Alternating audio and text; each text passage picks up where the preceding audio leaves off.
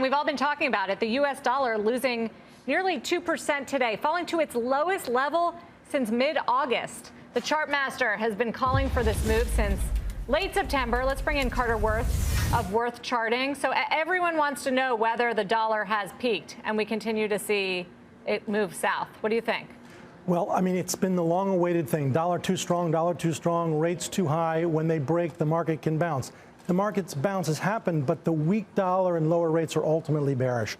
Let's look at a few charts. So the beauty of this, of course, is it's a perfectly parallel, mathematically identical two lines, and we know it's not PE, and it's not balance of payments, and it's not GDP.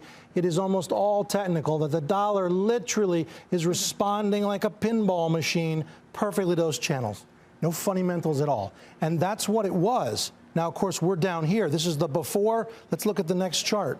What we've done, of course, is we've now cracked through the bottom. But you can see it, we're way down here.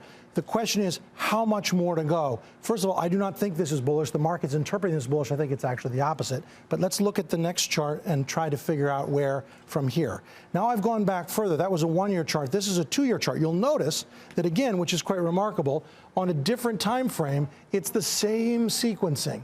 And just remember, big currency desks, they don't trade GDP and balance of payments. They trade price action. And so now we're back to the upper band. But I think ultimately we can sink a little bit into the middle. And what that would be, take a look at the next chart and final chart, the middle band. So just as you get a big overshoot, doesn't mean we have to undershoot, but I think at a minimum we are continuing lower and you will get down in toward the middle of this well-defined move basically since the lows. So here's what I don't understand. That's very bullish, But Carter. Is it? Why? A weaker currency, lower rates. But that's the game of the stock market. We're going to change our DCF work for Apple and Google 3 years out because the cost of 10-year money is 3 or 3.2 or 4. All of that's a game. It's just an elixir for the moment. A weaker currency and lower rates means that demand is off. That what do you mean it's taking like 8 to 10% off of revenues for any for these multinational That's a longer-term thing. Right now, it's being interpreted as bullish, but what it means is that something is weaker than basically, let's say, economists or the market is predicting, possibly a recession. Tim, help me out. Well, look, and Carter's charts always tell stories that are more than 1,000 words. The dollar represents central bank differentials right now. I mean, we've gone from a place where the Fed was the only central bank in town for a long time.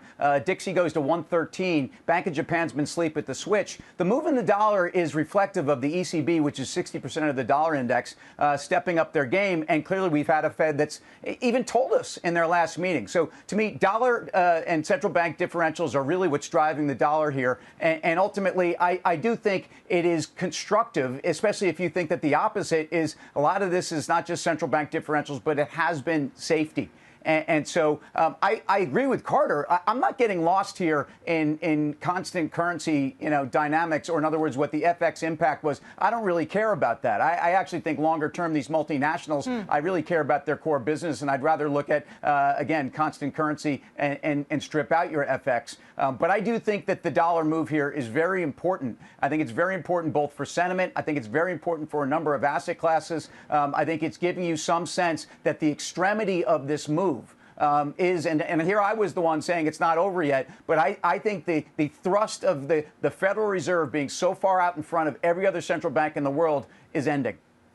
Right. We had a good debate about this last time I was here a few weeks ago, Tim, and you said the dollar is stopping going up. And clearly that's what's happening now. I think it's a tailwind. Whether that continues. It's a tailwind. Grasso, what about you? If you believed, Carter, that the chart indicates more weakness for the dollar, would you buy stocks on that?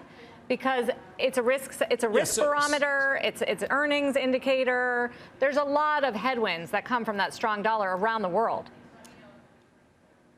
Yeah, so ultimately it could be, notating a weaker economy or a recession.